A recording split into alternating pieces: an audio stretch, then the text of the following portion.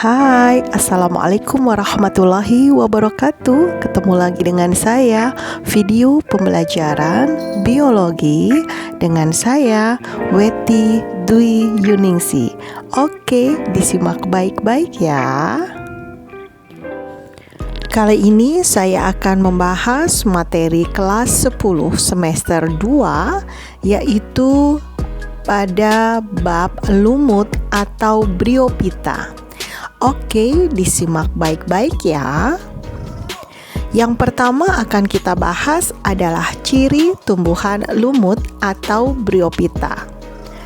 Ciri tumbuhan lumut yang pertama adalah Cormophyta berspora, artinya sudah jelas akar, batang, dan daun dan bereproduksi dengan spora. Tumbuhan lumut Bryophyta termasuk tumbuhan autotrof, artinya dapat membuat makanan sendiri atau melakukan fotosintesis. Tumbuhan lumut akarnya berupa akar semu atau rhizoid.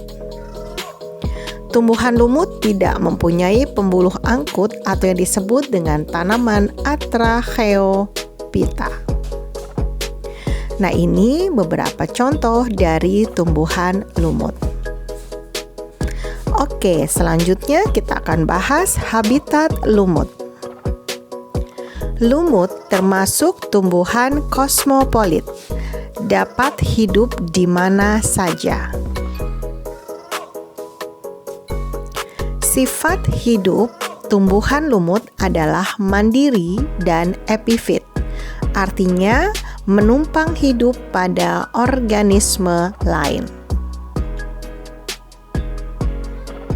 Nah, ini adalah contoh dari habitat lumut. Selanjutnya, kita akan membahas tentang reproduksi lumut atau Bryophyta. Lumut merupakan Cormophyta berspora.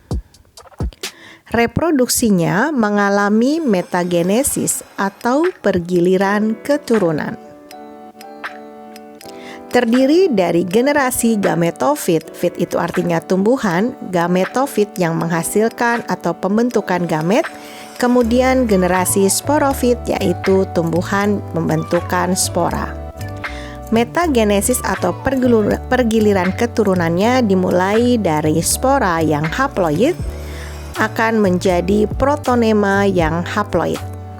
Selanjutnya, pada fase gametofit akan menghasilkan tumbuhan lumut gametofit yang haploid.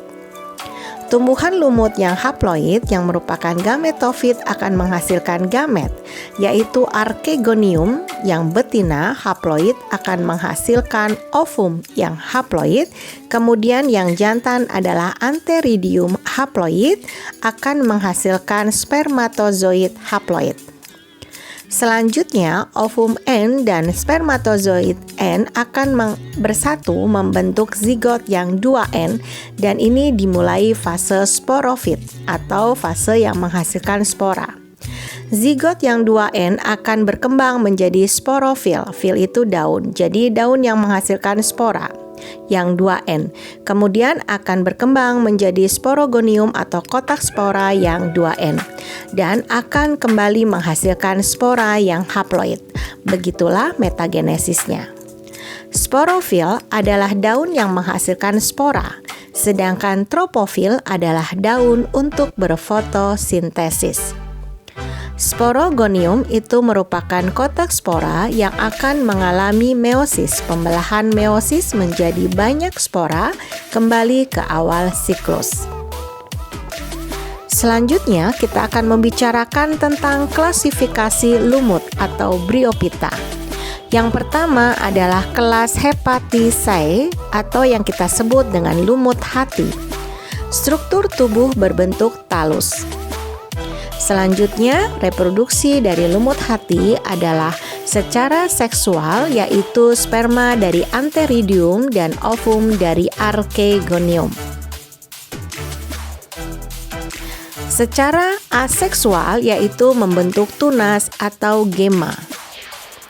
Contoh dari lumut hati adalah Marchantia polymorpha. Ini adalah contoh gambarnya. Kemudian yang kedua adalah spesies Riccia specie. Ini adalah gambarnya. Selanjutnya, kelas yang kedua adalah musci atau lumut daun. Reproduksi dari lumut daun yaitu mengalami metagenesis. Gametofitnya adalah tumbuhan lumut itu sendiri. Sedangkan sporofitnya adalah sporogonium atau kotak spora yang terdiri dari vaginula, seta, sporangium, dan calyptra. Contoh dari musci atau lumut daun adalah Sphagnum fimbriatum. Ini adalah contoh gambar sphagnum. Kemudian yang kedua adalah Poganatum cirrhatum. Selanjutnya, contoh yang ketiga adalah Mniodendrum divaricatum. Oke, pembagian kelas yang ketiga adalah kelas Anthocerotae atau yang kita sebut dengan lumut tanduk.